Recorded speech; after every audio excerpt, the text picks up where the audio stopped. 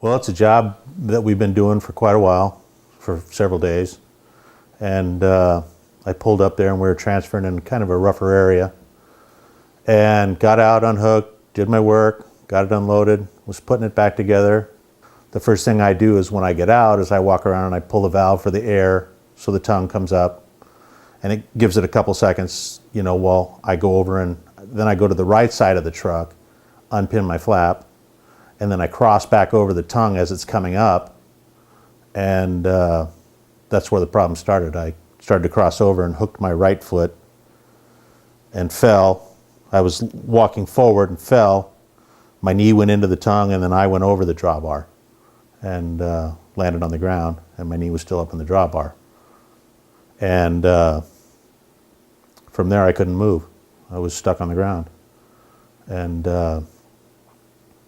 I tried to pull my leg, and felt like it was disconnected from all the wires or whatever attaches your leg. It was completely disconnected. It was broke, and all the tendons and muscles were loose, so I had no control over my leg, and couldn't get up, didn't know what to do, so laid there. And eventually the Marine Corps guys that were at the range, I happened to flag one of those guys down. He got close enough to where he could hear me, and I flagged him down. He came down, and happened to be two medics with that group. There was a group of maybe 7 of them, and 2 of them were medics. So they broke out the bag and took a look at my knee, and right away he told me it was broke and we needed to set it. It was dislocated. And so they reset my leg in the field right there, and then got me up and said, put a little weight on it. And as soon as I put weight on it, I fell right back down to the ground again, because all of the muscle and the tendons were disconnected, so I had no control over it. And fell right to the ground again. They finally got me picked up, put on the step of my truck, and I sat there, and they'd called the paramedics. And in the meantime, I'd passed out. When they set me on the step, I'd passed out because they reset my leg right there. And apparently from the pain, I passed out and just blacked out. The next thing I know, I wake up in the ambulance on my way to Tri-City Hospital, and the guy first thing he says to me, he says, "You're having a heart attack." And he says, "Are you feeling any pain?" And I said, "No, I didn't feel anything." And anyway, I ended up having a heart attack in the ambulance after I woke up from the shock. And from there we went to the emergency and did all the x-rays and everything, and my leg was back into place, thank you to the Marines. But all my tendons and my muscles were disconnected, so that was going to require surgery. Yeah, my whole thing now is never be complacent. You want to watch every step, every day, every week. I mean, because no matter how many times, I've been doing this since 1979. That's all I know, and you just assume that you're not going to make a mistake, and it's just, that's so wrong. And it took me, sitting on the couch for 2 months, it made me realize that it happens to everybody. Everybody, not me, it happens to everybody.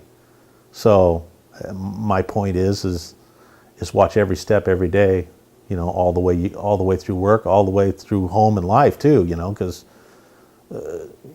54 years old now, and I guess it's my turn to start falling, and so you want to just start watching your step. And that made me think about every step I take now.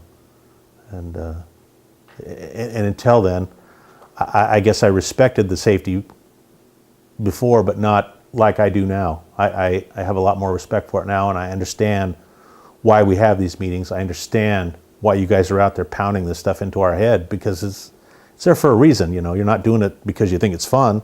It's there for a reason. And I clearly saw that through all of this process, and it just makes you think. And if it's too bad I had to go through this to make me think. And our point is here too is to hopefully people think before they have to do something like this. And because I wouldn't wish this on anybody. Just nothing you want to do again. Not only did it affect me and my job, but it affects a lot of people around me, and it just, we can go on and on and on how it's affected everybody else in my life.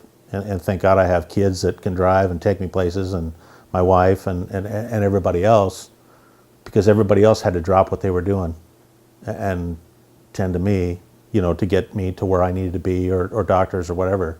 So it doesn't affect just me, it affects everybody around you, including the people you work with. All the guys that I work with are hauling my loads every day that I'm supposed to be hauling, where they would probably like to go home, but they're out there hauling my loads at night. So it affects all of them too, so it just goes on and on and on. It really branches out onto all the people that it affects. That's why I go back to saying you got to watch every single step you take. And I know those mixer drivers, they climb the ladders every day. They, anything you do when you lift your foot up off the ground is just potential, And it took my knee getting blown out for me to realize that. And I never thought it would happen to me. Just never did. So it's just such habit, the whole thing is just such habit, but now it's not, it can't be a habit. You got to think, and you got to think all day long.